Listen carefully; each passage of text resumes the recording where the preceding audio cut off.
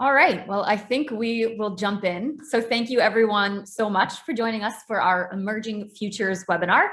Good morning to those of you in North America and good afternoon to those of you in the UK and Ireland. We're so pleased that you could be with us here today for this webinar. My name is Elle Butler and I am Head of Marketing for North America at IDP Connect. And I'm joined today by Jonah Duffin, Global Director of External Relations, and Cherie Metcalf, Head of Marketing and Communications for the UK and Ireland. And as you all know, throughout the pandemic, we conducted our series of Crossroads research to gauge student attitudes in regard to studying abroad during the pandemic. We then published our New Horizons research in late 2021, and today it's fitting that we are discussing our new survey results as we emerge into this new, more open world. This Emerging Futures research builds on the findings of our Crossroads and New Horizons research and delves into some new topics, including price sensitivity and funding, career aspirations and employability, and a more in-depth look at student motivations. While Crossroads provided insights on student decision-making in the short term and how students were immediately reacting to the pandemic, Emerging Futures does more horizon scanning and provides more broadly applicable insights to the field of international education. In addition to these survey results, we'll also be sharing the latest demand trends that we're seeing across our demand tracker tool, which aggregates the billions of data points on student visitors to our websites. And we'll also discuss some global sector enrollment trends. This webinar will be recorded, and the recording and the slides will be shared with you in a follow-up email. We encourage you to ask questions throughout the webinar using the Q&A tool located at the bottom of your webinar window, and we'll cover those questions at the end of the session. So at this point, I will pass it over to Jonah Duffin, who will cover a brief introduction of IDP and some global demand trends. Thank you very much, Ellie, and good morning, good afternoon, everybody. It's great to have you on the webinar. So as this is an open webinar and there's a number of people on the call who maybe don't work directly with IDP, I'm just going to spend a few minutes just talking through what we do before we get into the meat of the research findings. So a little bit about IDP. So we're the world's leading international education services and technology company, and we've been in existence for just over 50 years. So a lot of people will possibly know us in terms of the student placement space. So we have offices in over 30 countries, helping students in those countries to find the right institutions for them in the major English language speaking destination countries. But we're also incredibly proud to be the co-owners of IELTS alongside the British Council and Cambridge Assessment. And we also have English language centres across Cambodia and Vietnam. So alongside that student placement and our in-person face-to-face counsellors, we also have a large global digital platform. So if we move over to the next slide, we begin to see some of the scale of that. So in the red box at the top, there are our UK only student-facing brands, but then globally we have hot courses abroad and all of the local language speaking websites there, 12 of those. And we have idp.com, which is also translated into local language throughout the world. And we have our app, IDP Live, which has a number of different functionalities on it that enable students to find the right course, the right institution for them as quickly and as easily as possible. So what makes us the global leaders in education services? Well, it's the student placement, and it's helping institutions and students to make those right matches to recruit the right students and students to go to the right institution and the right course through our highly trained counsellors. It's the digital marketing and recruitment services that we're able to provide through our websites that help universities to reach the right students and to elevate their brand position with those students. We have introduced just 2 years ago our IQ intelligence services. So that's taking all of the data that we have from our student placement services, all the data we have from our websites and from our apps, and providing real-time tools that allow institutions to see what's happening within the market and to make data-led decisions about how they go about their student recruitment. And we'll be using a lot of that data throughout this presentation. And then we do a lot of work with destinations. So ensuring that whether it's Study UK, Study New Zealand, Study Melbourne, that we're helping those destinations to tap into our data and our technology in order to market those destinations to prospective students.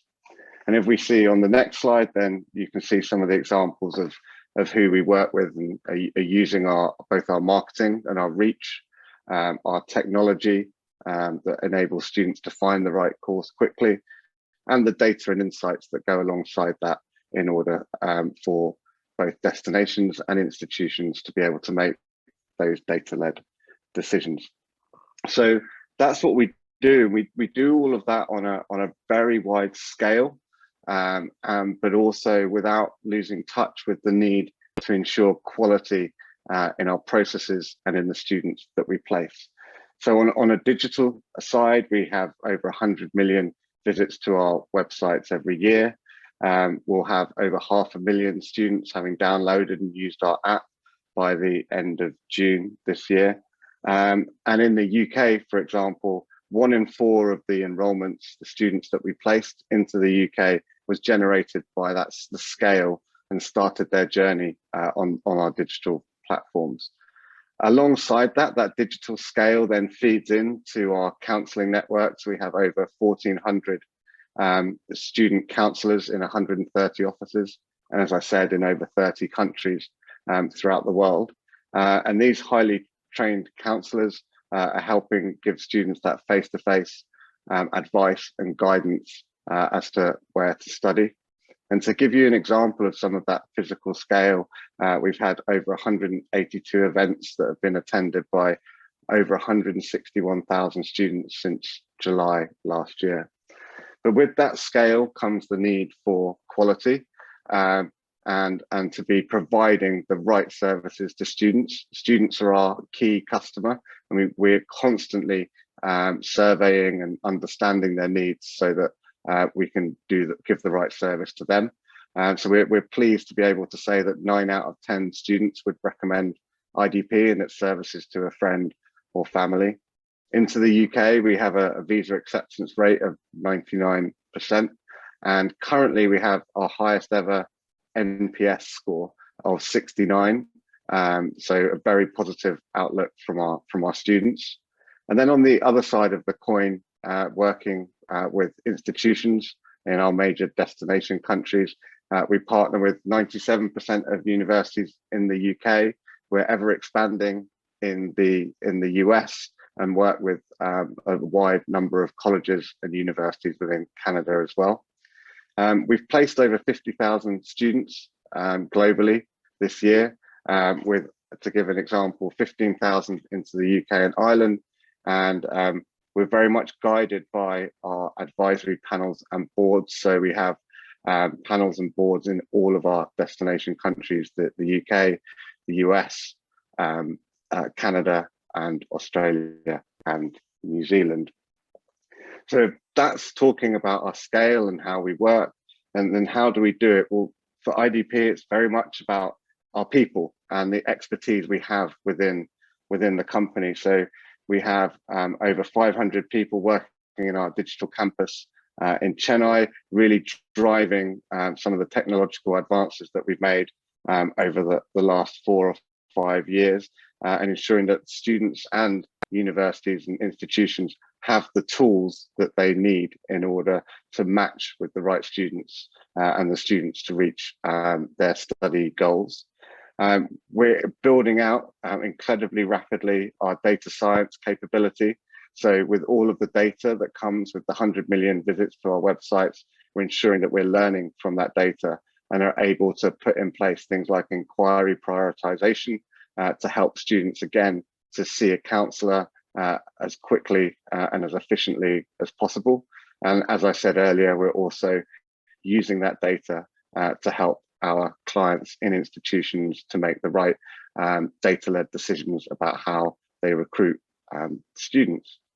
Then finally, and probably most importantly, we have our counselling network. So our counsellors are employed directly by IDP in region.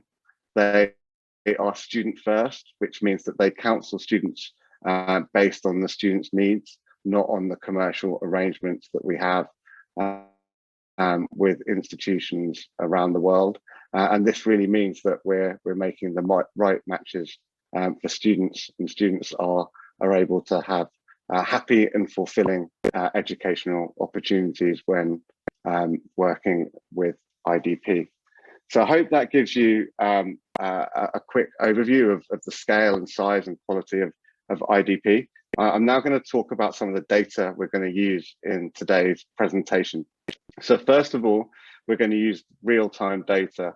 So this is data from the visits that we have to our websites, to the students that attend our events, and it allows us to understand exactly in the moment what students are thinking, where they want to study, and what their study preferences are in terms of courses and in terms of the different destination countries.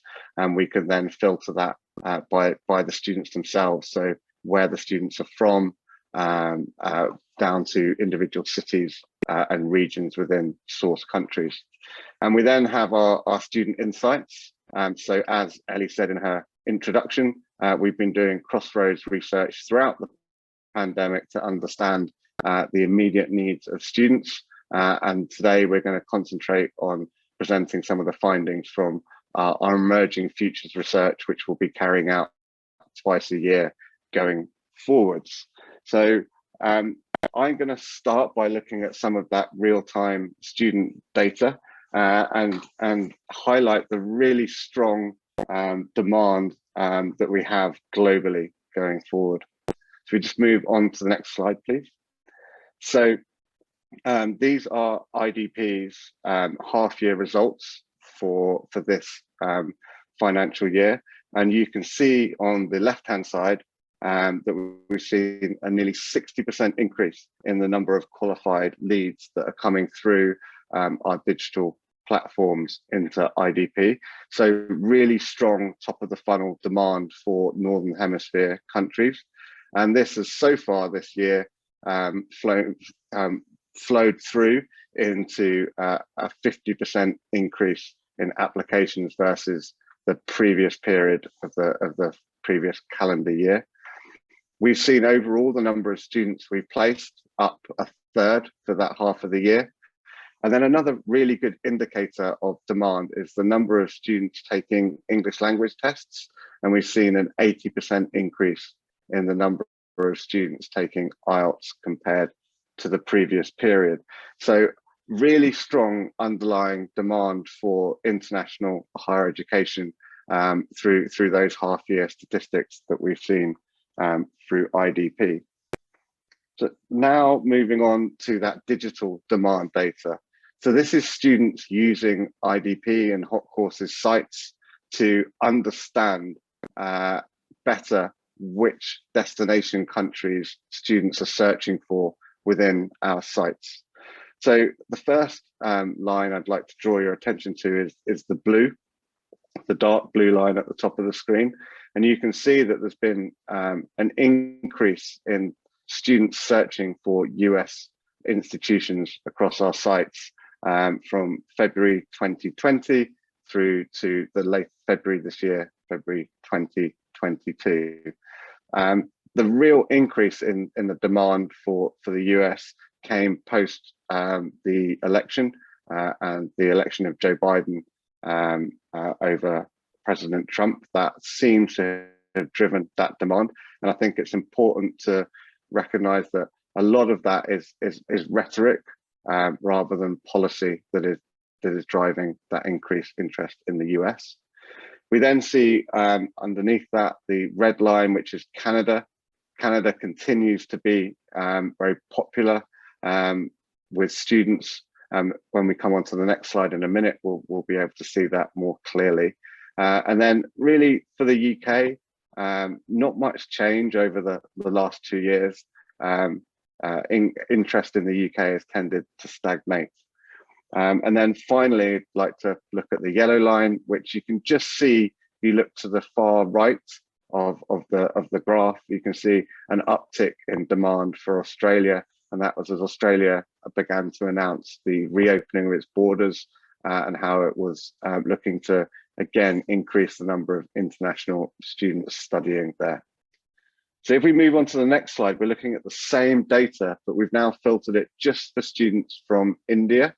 And I think what that shows is the real domination of Canada in terms of demand for international higher education from Indian students. But we're seeing there a slight dip from a peak in July 2021 to February this year, possibly driven by some of the difficulties in visa processing that Canada has seen recently. But what you can also see on this slide is that Australia has really begun to rebound when it comes to Indian students, with demand increasing quite significantly from August 21 through to February 2022. So if I was to summarize where the global state of play is at the moment in terms of international higher education, and give us a platform to then look at the survey of emerging futures in more detail, then I think what's really important is that what's gone before over the last 2 years was exceptional. We were in exceptional circumstances with the pandemic.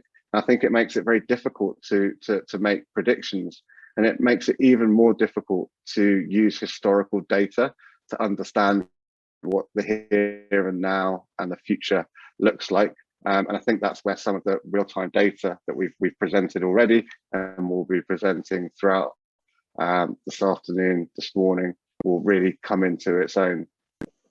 So in the UK, whilst we saw very strong enrolments for the last academic year, we're also beginning to see an increased focus on quality of students coming through, and looking at ways in which we can increase diversity and efficiency in how those students are recruited.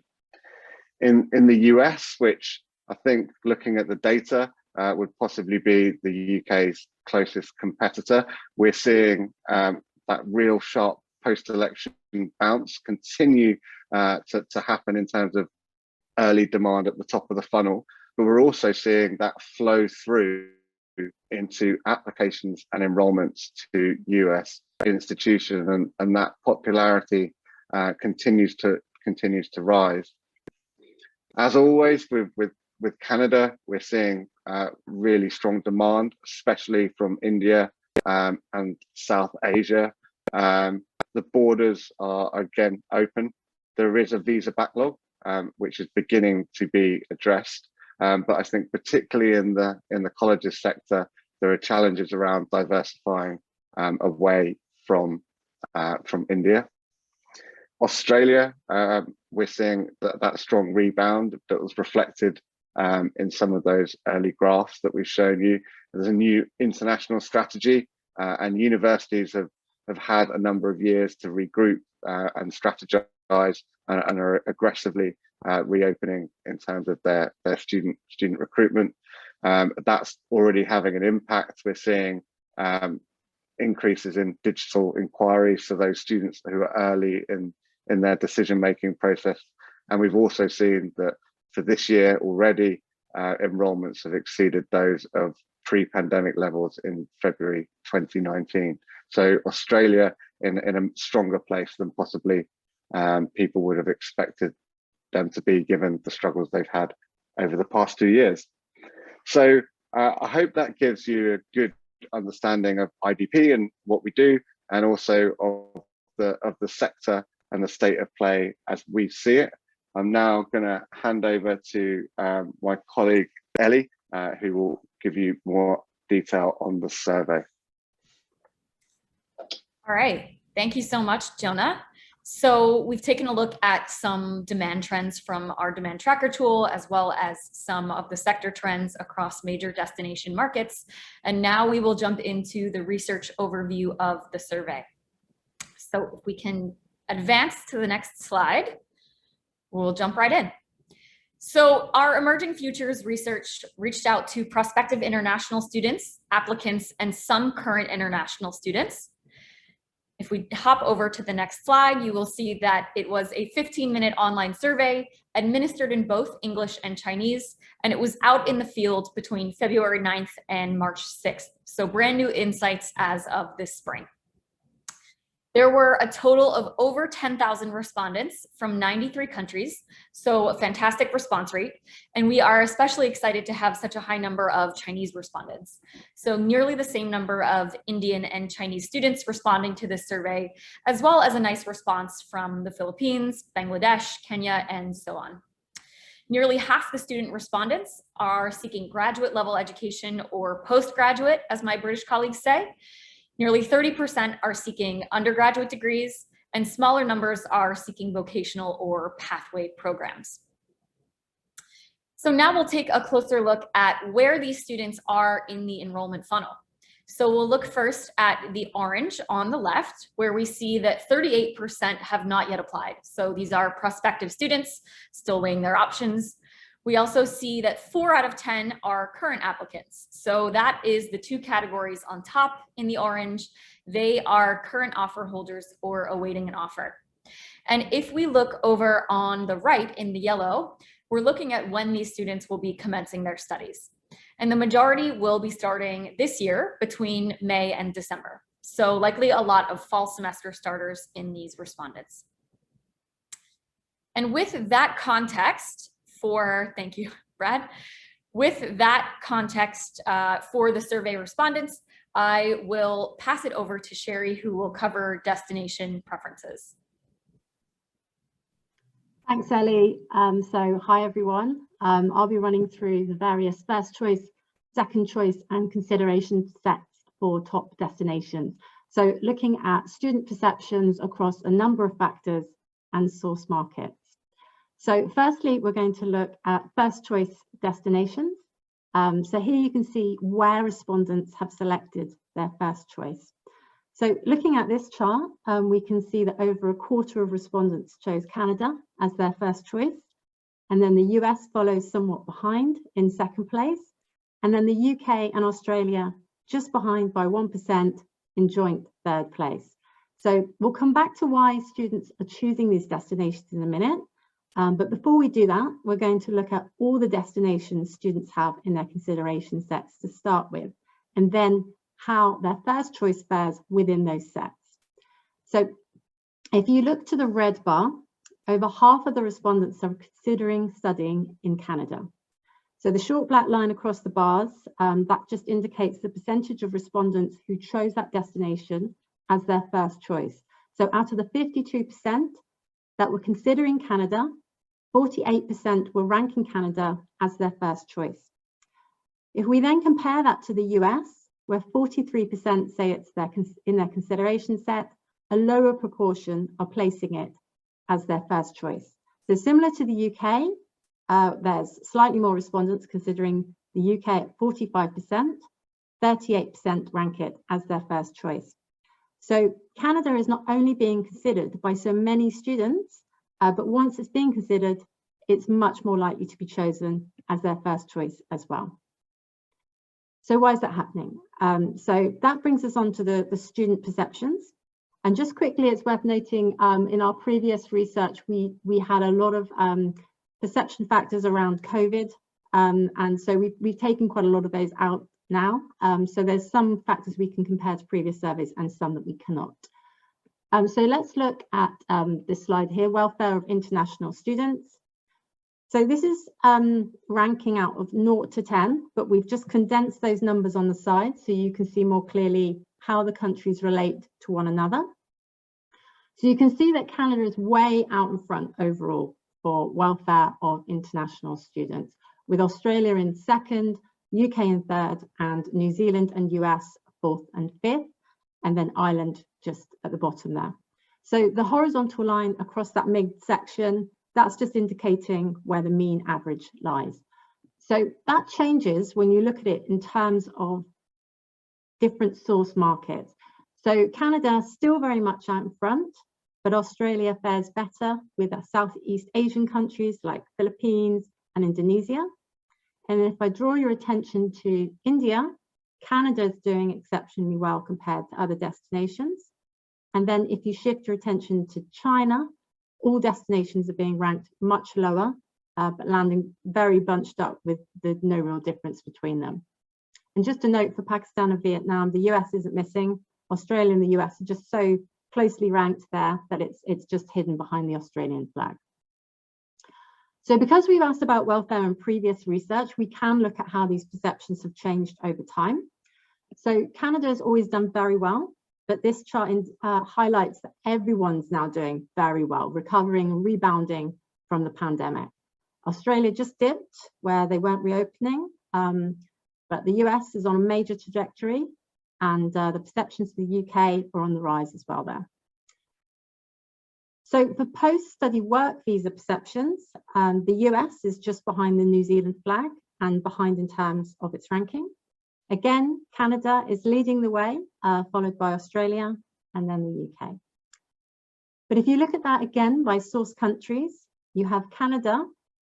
If you look at the next slide, yeah, you have Canada doing very well across a lot of the countries, but in China, UK is ahead of Canada. So Bangladesh and Kenya, the US is doing very well. And this is something that we have, again, looked at in previous surveys. So we've looked at over a length of time. So if we look at how it's changed in the next slide, it's a similar picture, very positive perception change for US there in the dark blue line at the bottom.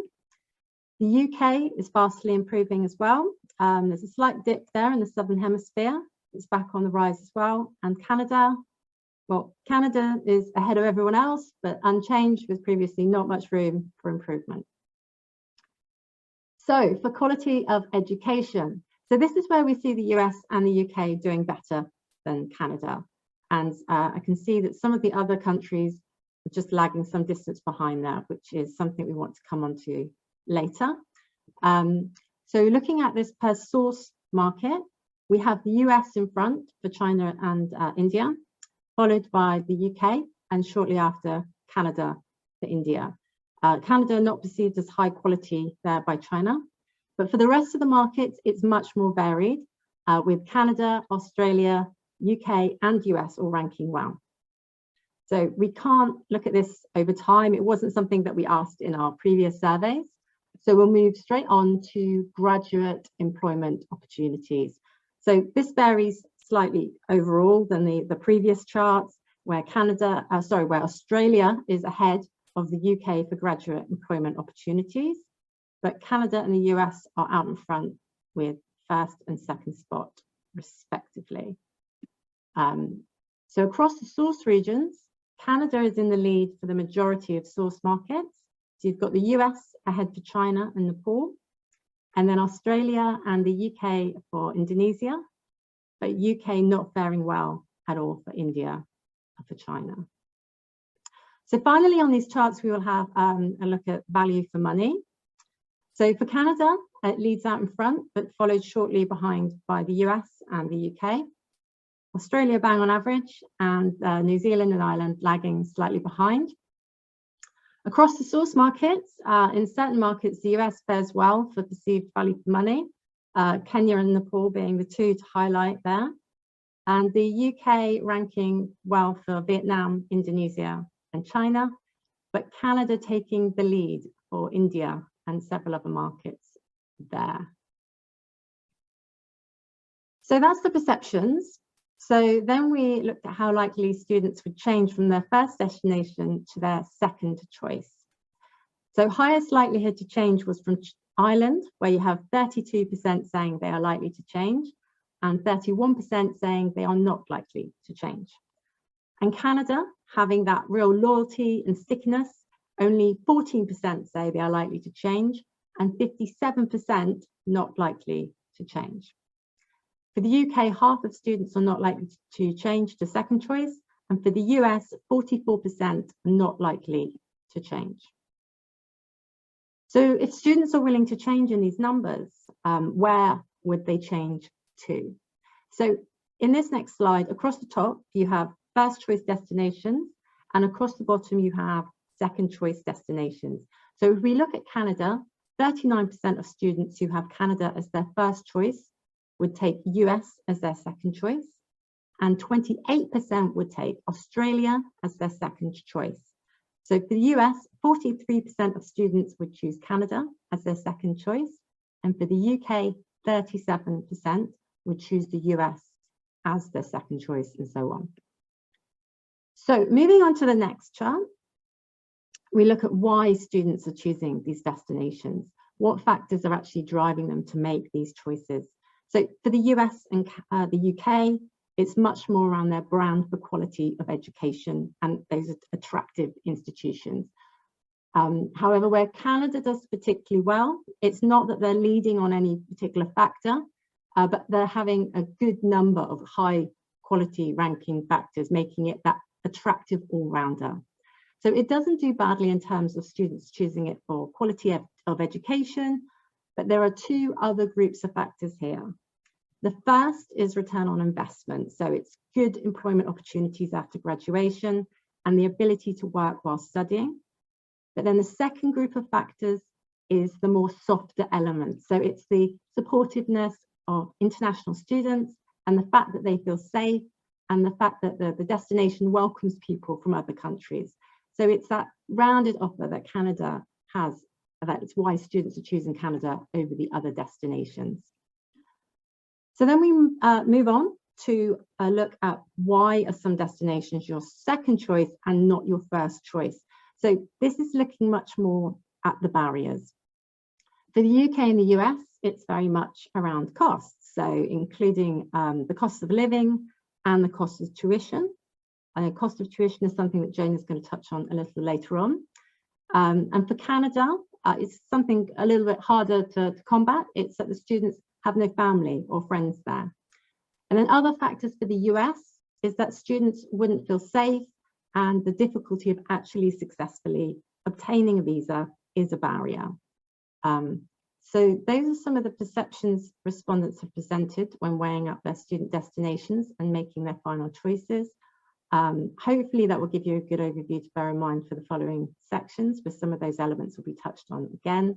I see some points about the slides being slightly behind, so sorry about that. It looked on time for me. But with that said, I'm going to pass to Elle, and she'll be talking to you the student motivations. Excellent. Thank you so much, Cherie. And it's great to see perceptions improving for several destination countries. So very exciting. So we are now going to dive in and take a look at student motivations for studying internationally. So Cherie presented why students choose certain destinations, but now we're going to take a more macro view as to why students choose to study internationally at all. So we asked students about these 14 different motivating factors that you see on your screen, which include things like education quality, migration options, cultural immersion. And this slide shows us how these motivations ranked overall across all student respondents to the survey. So coming in at the very top is career development, or the ability to gain the career that they want, followed by education quality, so students wanting to leave their home country to get a higher quality education. And coming in third is knowledge, students wanting to expand their knowledge through international study. And on this next slide, we'll take a look at these motivations by source country. And those top three factors that I just pointed out are really consistently chosen across almost all source countries. So again, the red is career development, the blue is education quality, and the light green is knowledge.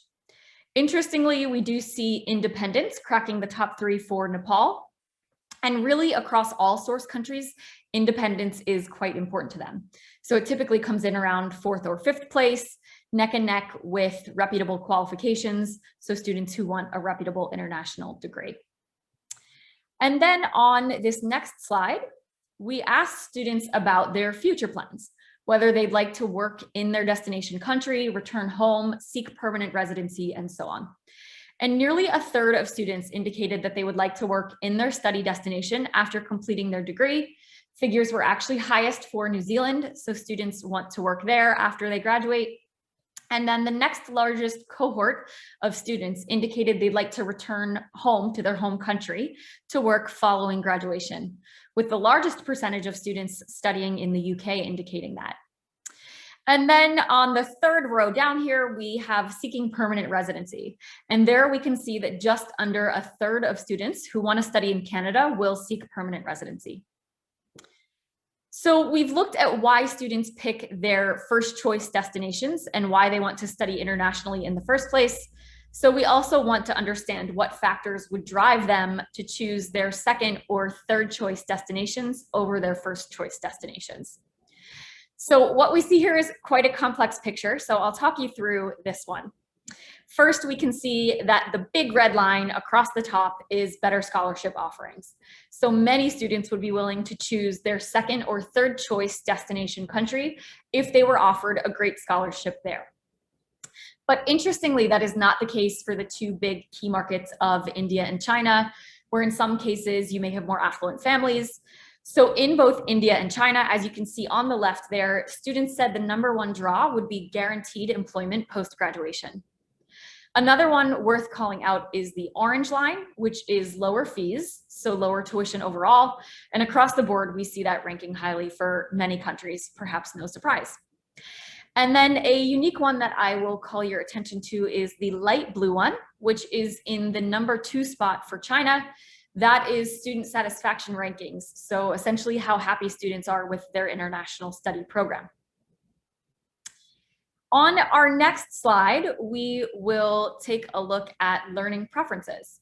And this is building on questions from our Crossroads surveys, where we asked students which mode of study they preferred and which they would be willing to undertake. So we asked students about their preferred study methods, and perhaps no surprise, the majority of students want to undertake on-campus, in-person study in the country of their choice. But interestingly, since Crossroads, we have seen the number of students willing to undertake a hybrid approach has grown. So students are more willing to take some courses online and some in person. What hasn't really changed is that there is still no major appetite for fully online study, and there's really not much for studying at satellite campuses in their home country either. So students really want that in-person international study experience. But again, there is growing acceptance of doing hybrid study as long as the study is in person in their destination country. So here on this next slide, we have broken this down by a source country. We're looking specifically here at India. And the picture is strengthened even more so in this case. So Indian students really want to be in person on your campus. They have almost no appetite whatsoever for online only study or studying at a satellite campus in their home country. But what I find fascinating is that when we take a look at the same question by Chinese respondents on our next slide, it is a vastly different picture. So Chinese students are much more willing to study online. They are quite a bit less concerned about studying in person on campus. They're also more open to studying at satellite campuses in their home country. So perhaps consistent with what we've seen in terms of Chinese student behavior over the past 2 years during the pandemic, some students wanted to stay in China and undertake their studies from home rather than come abroad for their studies. And at this point, I will now pass it over to Jonah, who will discuss our brand new research on employability. Thank you, Ellie. Thank you, Cherie. So I'm going to spend a little bit of time looking at employability and then move on to the summary. So if we skip to the next slide, please. First of all, we asked students whether the course that they were taking, the subject that they wished to study, was related to the sector in which they wished to work post-graduation.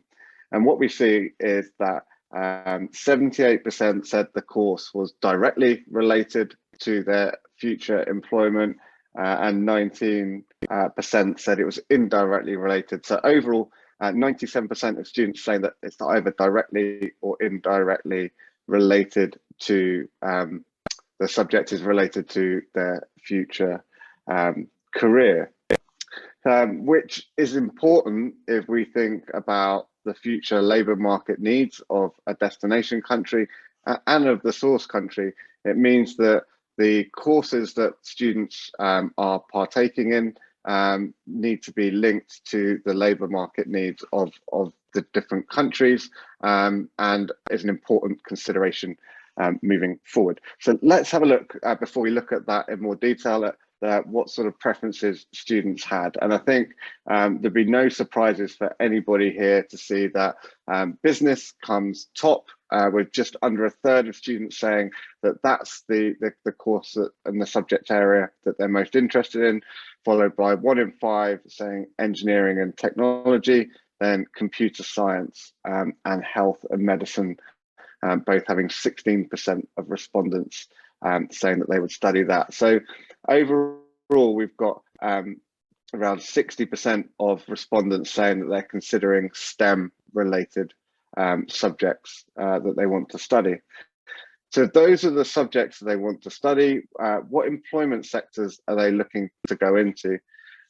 Now, we've used a slightly different set of options here to relate to more generic employment sectors rather than subject areas. But what really we can see is in that top red box is that equates to 69% of respondents are saying that they intend to work in broadly 3 sectors of health, business and administration, training and education. So again, we can see that 97% saying it's directly or indirectly. We can see that that is in fact the case, that students are taking subjects that are related to the employment sectors in which they want to work. So if we've got internationally areas of the labour market in which we have gaps and we have skill gaps, how can we persuade students or influence students to study different subject areas that then will lead on to different employment sectors that have those skill gaps? Well, we asked students that question, and whilst it's worth bearing in mind that approximately half of all respondents said that they wouldn't change their subject area, that they were committed to it, half did say that they were open to change. And so we asked those who were open to change what different factors would convince them to change the subject that they were studying, and we've ranked them in the order of importance. Now, there's little change by the destination markets of Canada, US, UK, Ireland, New Zealand, and Australia. And there's very little change or differentiation in the source markets as well. Overwhelmingly, it's guaranteed employment that would convince these students to change the subject that they were studying, and therefore the employment sector that they would progress onto. I think it's also interesting to note that permanent migration routes, so they're the red buttons within the screen, they're not deemed to be important to these students in terms of motivating a change in study area or employment sector, and neither is the post-study work rights. So these are things that we can bear in mind when looking at how we communicate with students and what is really important to them in terms of their motivations to study. As Ellie and Cherie previously have said, it really is about a return on investment. It's about the jobs that they're able to get post-graduation, and so guaranteed post-employment would be of real interest to students in terms of choosing their subject areas. So I think that brings us to the end of the data. It really was a whistle-stop tour through, and we will be sharing these slides after the webinar so you can have a bit more time to digest them. But I also think it's helpful to summarize some of the findings as we see them. So as Cherie said at the beginning of the presentation, Canada is the most popular destination. It's people's first choice destination overwhelmingly, but it's also a very popular second choice destination for those who have the US and Australia as their first choice. So demand for Canada remains incredibly strong. As I've just said, the career drivers, the key drivers, for students in terms of motivating them both to study internationally, what they study, where they study, is career development. But there is a trade there as well between the return on investment they're going to get from the career that they go on to and the opportunities that the different courses and destinations present, and the quality of education that they perceive is on offer in the different destination countries. And we see that in the quality driving some of the perceptions of the US and the UK. So they're using quality, they're using employability, and they're using the fees as a way of weighing up where they believe is offering the best return on investment for them. As Ellie went on to talk about, study methods remain relatively unchanged. I think throughout the pandemic, there was a lot of debate and a lot of sort of future gazing to see whether some of the hybrid options that were on offer during the pandemic were here to stay or not. From our data, we see that on-campus, in-person education, the traditional way of studying, remains the most popular option. And even when we introduced the hybrid option, it was still very much on-campus hybrid study that students were interested in. And I think, as Ellie presented that data on Chinese students, I think it's very hard when looking at those study method preferences to understand whether there has been a change in perception of online and of satellite study for Chinese students, or whether it's more of a short-term pragmatic response to some of the restrictions that are currently there in terms of Chinese students' ability to travel overseas in order to gain an international education. So I think whether there is that long-term shift still needs to be seen, and I don't think this gives a concrete answer to that question. Then finally, in terms of employability, securing a job, as we've talked about, is key for students, and students would be willing to reconsider in relatively substantial numbers what study subject they had if they could have guaranteed employment post-graduation. So if that's the summary, then what are some of the actions that we should be taking as sectors moving forward? So I think we should be recognizing the change in the conditions as we move out of the pandemic, and using some of these latest insights and data in order to make our decisions. So policy updates need to continue in order to remain competitive. The UK back just before the pandemic announced the extension of the post-study work visa to 2 years, matching that of Ireland and other destinations.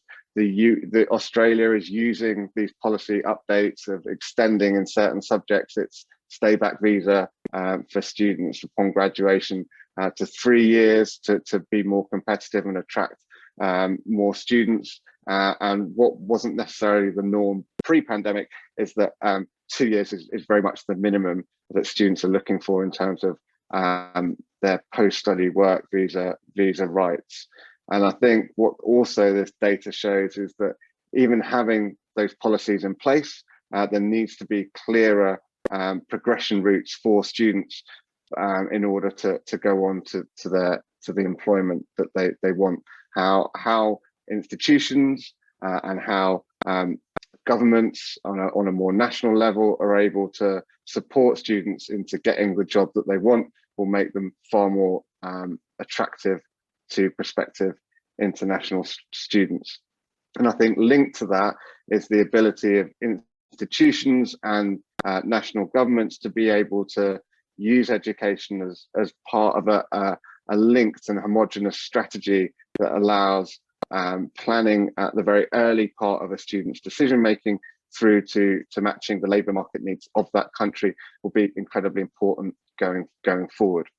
So that's on the policy level. On a more individual institution level, I think there's still very much the need to deliver high quality education to the students that have been recruited in order to maintain that reputation. We saw that it was both the quality of education and the return on investment that students were interested in. So maintaining quality and delivery and meeting student expectations is incredibly important. And I think there's more work that can be done in terms of proving some of those outcomes. So how can we show prospective students the outcomes that former students have had in terms of their post-study work? How can we prove to future students and the satisfaction levels that students have who've already gone through that system? And how can we show that in a smart way that allows students to make better decisions about where and what they want to study? And how can we use some of the learnings from the pandemic and how we worked in terms of digital recruitment in order to continue some of that innovation that we've developed when we're able to travel, to be more targeted, more segmented, and more intelligent in how institutions recruit international students. And then finally, I think in terms of promotion, we need to continue to improve the way in which all of the different destination countries are making students aware of the policies and the changes in policies that they're making, so that students have all the information they need in order to make the right decision, and so that those different nations have the ability to recruit the right students. There are a number of concerns or barriers, as Cherie presented, that are preventing students from choosing one destination over another, and how can they be addressed at a more local level, and how can sectors and employers and other stakeholders work together to promote international higher education as we move out of the pandemic. So that's really a very quick overview of our emerging futures research. I think we've got maybe 5 or 6 minutes for questions. I've seen a few popping up, but as I've been talking, but I haven't been able to read and talk at the same time. So if I hand to Elle, maybe you've been able to triage some of those things, Elle. Absolutely, yes. Thank you so much, Jonah. So you had mentioned a 90% study permit success rate. Is this across all countries? And this person is from Canada asking, just because success rates vary drastically depending on where students are applying from. No, there was 99% success rate into the UK. So as I went through it, it's 99% into the UK, where we have much more the very best data in terms of student visa acceptances. Okay, fantastic. And then a question about independence popping up as a study motivator. So someone asks, do you know if Vietnamese students are on the younger side? If so, it could be an opportunity for their institution to promote more university pathway diplomas for Vietnamese students. I mean, that's something that we'd have to check within the data. I haven't got that exactly in front of me, but around about half overall of the survey, the students were postgraduate or intended to study at a postgraduate level. So I don't believe that is the key driver for Vietnamese students, but again, we can double check the data on that. Definitely. And we could also touch base with our on the ground staff in Vietnam to see if that's something they experience as well. In fact, Elliot, a shameless plug that we produced a Nigeria report last month that used some of this data, and the next one in the next few weeks will actually be a Vietnam report. So if you keep a lookout for that, that will have some of that data in there as well. Yes, yeah, very good point, Jonah. So yes, we're excited to be soon launching this new report on Vietnam. If you are interested in receiving that and you aren't currently on our email list, you can drop your email address into the chat here and we'll make sure that you receive that report on Vietnam. All right, so another question, what kind of support do you provide on initial study permits for your students? Sorry, say that again. You just dropped out slightly, Ellie. Sorry. Oh, so sorry. What kind of support do you provide on initial study permits for students?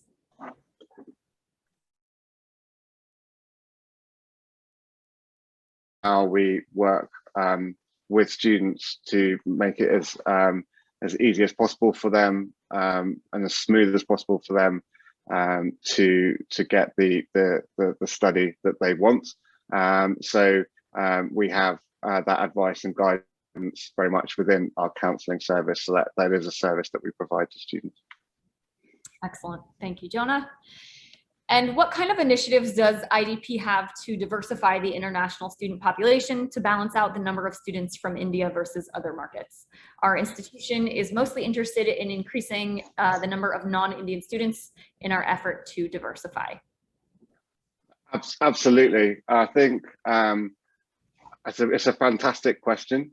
And I think what I tried to show at the beginning and hopefully we've shown throughout this research is that we've got data and we've got insight from a vast array of different source countries. But I would start answering that question by saying there is no new India or new China out there.